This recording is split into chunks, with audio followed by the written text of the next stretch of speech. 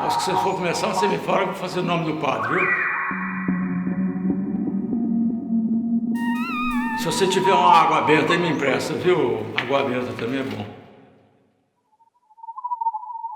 Dos mortos aos que vão morrer. E eu vou te contar um negócio aqui, é verídico. Existe mesmo.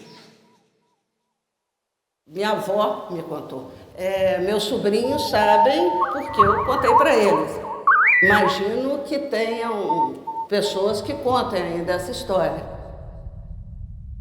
Mas são histórias, né, gente?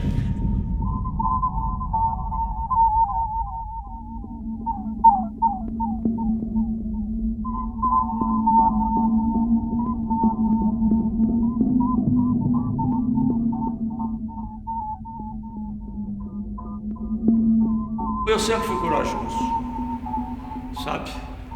Né? Mas você sabe, né?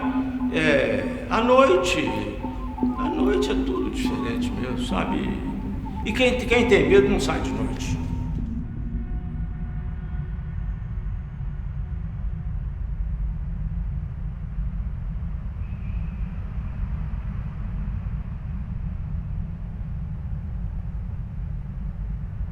Belo Horizonte surge a partir da destruição completa do Curral del Rey.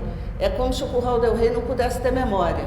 O ano exato, você descobre que a origem nabadiana é uma coisa terrível, porque a gente que é velho, a gente não lembra. Para mim foi ontem, né? A cidade constrói e destrói muito rapidamente. Aí é que surgem esses personagens, porque os personagens só existem nesse tipo de cidade. De vez em quando sai notícia no jornal, né? As assombrações em Belo Horizonte, elas aparecem regularmente.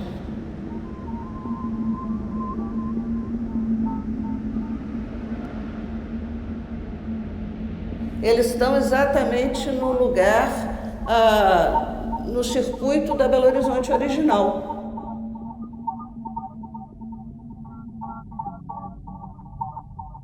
As avenidas de Belo Horizonte eram todas com nomes de rio, as avenidas.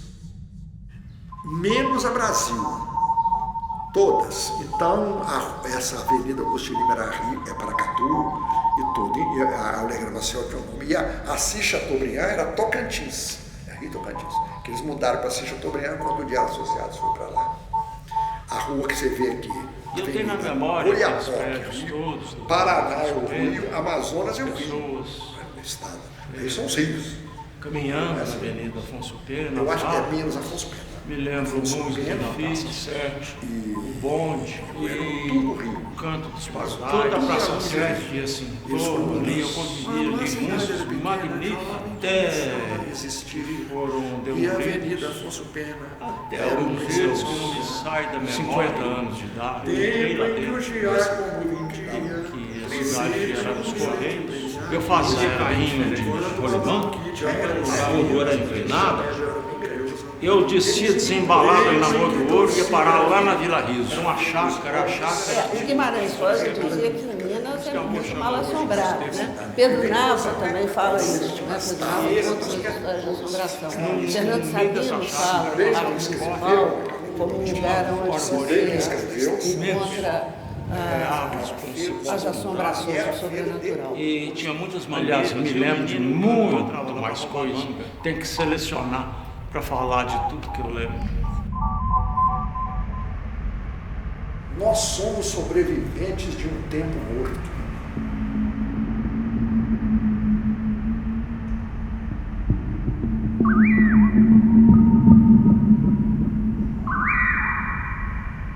O Curiango é muito bom para chamar fantasma.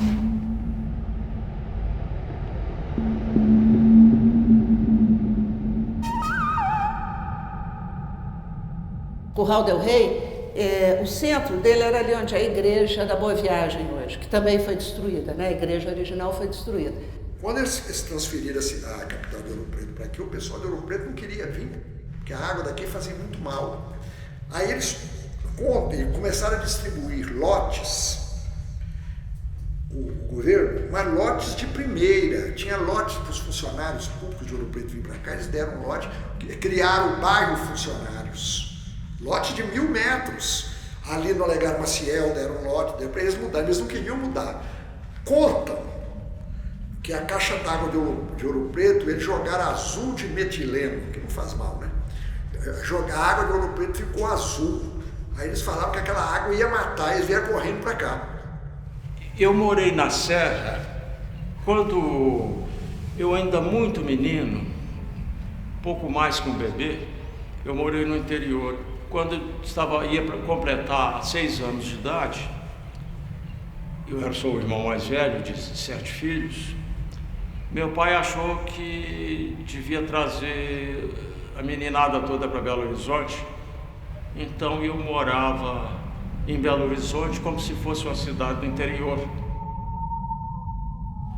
O fantasma da Rua do Ouro, ele é um funcionário público de Ouro Preto e ele aparece na Rua do Ouro à 00h30 da sexta-feira do mês de junho, né? Ele usa guarda-chuva, terno, chapéu.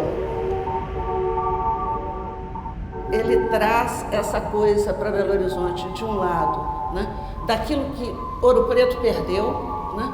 Aquilo que Ouro Preto não queria perder, porque perdeu a capital, então você tem uma história aí de como é que foi construída a capital com esse fantasma.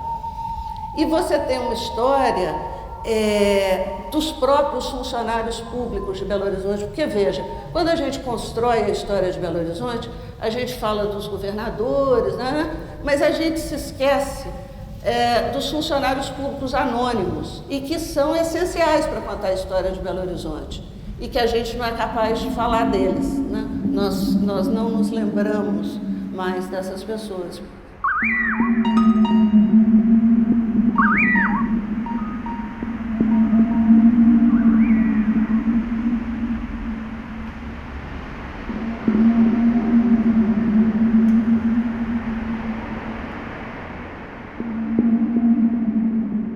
Eu já devia ter lá meus 18, 20 anos de idade. Eu comecei a frequentar o convento dos dominicanos, lá no alto da Rua do Ouro. Depois da missa para a eleição, serviu uma tigela de café com leite para a gente, mas nós tínhamos o horário certo de sair e para pegar o bonde na Rua do Chumbo, que é a atual Rua Estevão Pinto hoje. Era o último bonde, o bonde da meia-noite, não é? E o Drummond fala que ela pegava o bonde lá na Rua do Chumbo. A moça fantasma, ela desce a Serra do Curral, né? Ela só anda onde hoje é a Savassi, e ela vai atrás dos namorados perdidos, porque ela não teve tempo de amar. Você sabe que você vai se encontrar com a moça fantasma na madrugada porque você sente um perfume, ou de dama da noite ou de jasmim. Ainda hoje, a Savassi é perfumada.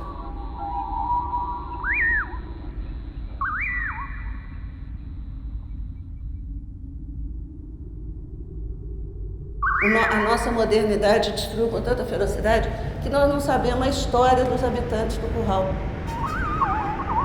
Eu sei que quando Arão Reis projetou ali a Praça da Liberdade, ali tinha uma cafua que morava Maria Papuda. Porque aqui é uma cidade ferruginosa, né? Porque nós estamos na região do ferro. Todo mundo tinha papo. Essa cidade aqui chamava Papópolis. Capital do papo, é isso? E é verdade. O Palácio da Liberdade, ele de fato foi construído em cima de um casebre do Curral del Rei. Reza a lenda, a ordem foi passar com o trator em cima, com o que tivesse lá dentro e se tivesse gente também. A Maria Papuda, que era uma mulher que morava lá, ela aparece para os governadores, só para os governadores, e ela amaldiçoa o governador. O governador que vê a aparição da Maria Papuda dentro do Palácio da Liberdade, ele morre. Como 3 governadores morreram dentro do Palácio da Liberdade, isso reforçou a lenda. João Pinheiro foi o governador que assumiu a mudança da capital. A Maria Papuda não ia deixar ele escapar, né? Ele é o cara, é o primeiro governador em Belo Horizonte, ele é o cara que defende a mudança, não podia escapar dela. Raul Soares morreu, inclusive, dentro da banheira. Também reza a lenda que Tancredo Neves, 6 horas da tarde, ele saía do Palácio da Liberdade de qualquer jeito, que ele não estava ali. O JK fez o Palácio das Mangabeiras para não dormir no Palácio da Liberdade. Itamar Franco dizia, que deu uma entrevista dizendo, eu vi o fantasma do Palácio da Liberdade. Se vocês pesquisarem nos jornais, vão encontrar muita história sobre esse personagem.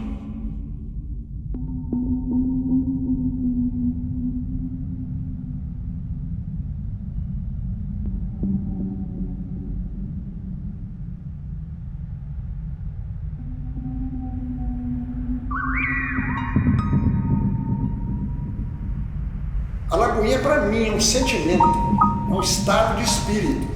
A Lagoinha, para mim, é um estado de espírito. A Lagoinha, ela foi o barracão de obras da cidade. Ali não tinha esgoto, não tinha nada, era lindíssima.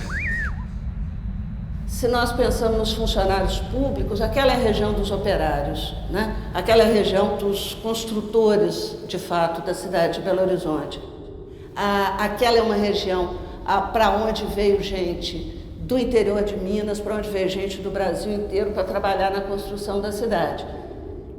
Os arquitetos, os artesãos, os escultores, todo esse pessoal era oriundo da Itália. Muitos deles vieram diretamente da Itália para aqui, constituíram família aqui. De um lado, então, o Avantesma tem a ver com isso. Porque eu conheci a Lagoinha sem os viadutos, quando eu frequentei lá muito. Ali passava o trilho da Central e o trilho da Vitória Minas. Ali tinham 2 trilhos. O Avantesma sentava no trilho do bonde, porque aí o motoneiro assustava e na hora que assustava perdia o controle do bonde, aí ele desaparecia e ficava um cheiro de enxofre. A gente atravessava a pé e frequentava aqueles botequins ali. Quando chegava às 5h30, 6 horas, começavam a tomar cachaça. Mas eles tomavam na dose. O copo Lagoinha é cheio. Eles bebem cachaça lá, é assim, ó. O complexo viário da Lagoinha destruiu aquilo, né? Destruiu completamente, né? A história da boemia e da vida dos operários, da vida das prostitutas, acabou. Parei aqui de ser, avisei, gente, a Lagoinha vai acabar mesmo. Pô, um olhava pro outro, assim, ficar meu inimigo. Só vem pra quê? Pra trazer notícia ruim. Porque a Lagoinha vai acabar. Mas ia acabar mesmo. Dizem os motoristas de ônibus que trafegam ali na madrugada, eles contam que de vez em quando eles veem o Avantesma no viaduto, pendurado no viaduto da Lagoinha. E é importante o fato dele ser disforme, né? A gente perdeu a referência, e o fato dele ser desse choro. Eu até suspeito que esse fantasma está em construção.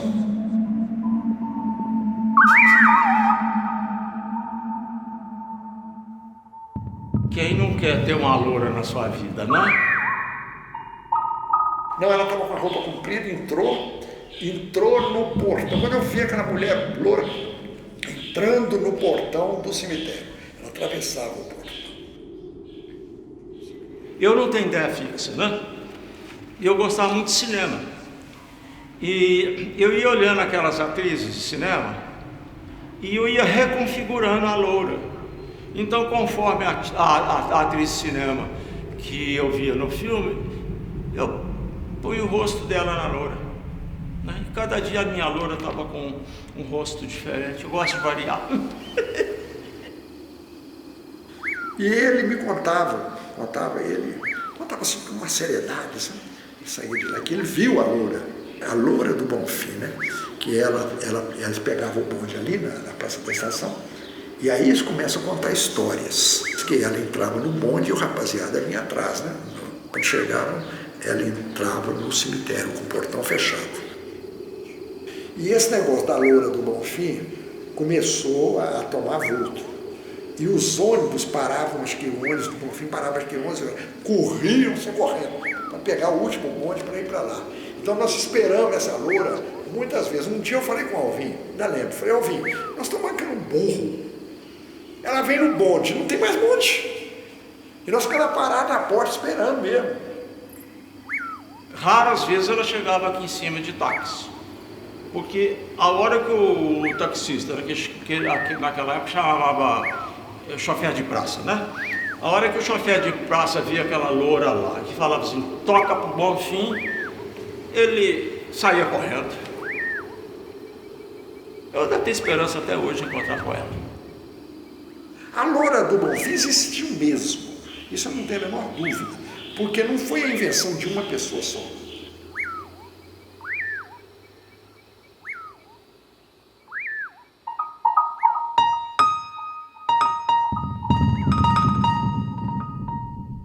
Pode ser, e a gente não saiba, que existam novos fantasmas em novos lugares da cidade. Eu não sei, né? Mas pode ser que alguém nos conte essa história. E são essas coisas assim que vão dando personalidade à cidade e por conseguinte criando as memórias. Quer dizer, eu como tenho essas minhas memórias, outras pessoas que viveram aqui até antes de mim têm essas suas memórias e seus encantamentos. Os fantasmas de Belo Horizonte, eles são fantasmas do espaço público, eles são fantasmas da cidade, né? Nenhum deles tem nome de família. Então, cada um deles conta uma história de algo que está desaparecendo. E no momento que desaparece, ele ilumina fantasmagoricamente essa perda da cidade. Então, eles são um movimento de memória. Se um dia Belo Horizonte perdeu seus fantasmas, ela perdeu sua memória, eu acho. Agora, acredite se quiser,